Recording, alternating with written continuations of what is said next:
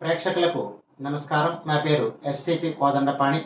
ఈరోజు junior intermediate Sanskrit విద్యార్థులకి Roman number 7లో ఉన్నటువంటి పద్యభాగ లఘు ప్రశ్నల గురించి నేర్పిస్తాను. అందులో మొట్టమొదటి పాఠం ఏమిటంటే హనుమదుపదేశ.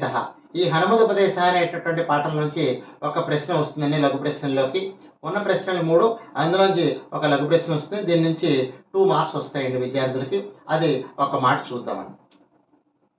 హనుమదుపదేశ ఇది పాఠ్యాంశ కస్మాత్ సంగృహీత. హనుమదుపదేశం అనే పాఠ్యభాగము ఎందుండి స్వీకరింపబడింది లేదా సంగ్రహించబడింది? హనుమదుపదేశ ఇది పాఠ్యాంశ శ్రీమద్ రామాయణే సుందరకాండాత్ సంగృహీత. అంటే శ్రీమద్ రామాయణమునందలి సుందరకాండ నుంచి సంగ్రహించబడింది. ఇక రెండవ ప్రశ్న, సుగ్రీవేణ కిం ప్రతిజ్ఞాతం. సుగ్రీవేణ కిం ప్రతిజ్ఞాతం అంటే రామునికి సుగ్రీవుడు ఏమని మాట ఇచ్చాడు?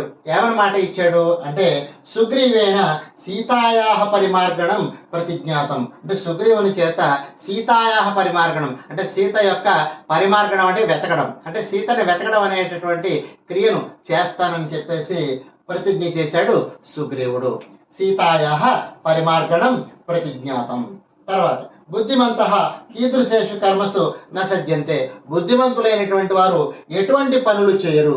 ఎటువంటి పనులు చేయరు అంటే బుద్ధిమంత ధర్మ విరుద్ధేషు అంటే ధర్మానికి విరుద్ధమైనటువంటివి, మూలఘాతిషు మూలములను నాశనం చేసేటటువంటి కర్మసు కర్మల యందు నసజ్జంతే అంటే దృష్టిని పెట్టరు. అంటే బుద్ధిమంతులు ఎప్పుడూ కూడా మూలాన్ని నాశనం చేసుకోరు, అలాగే ధర్మానికి విరుద్ధమైనటువంటి పనులు చేయరని దీనికి అర్థంగా చెప్పుకోవచ్చు.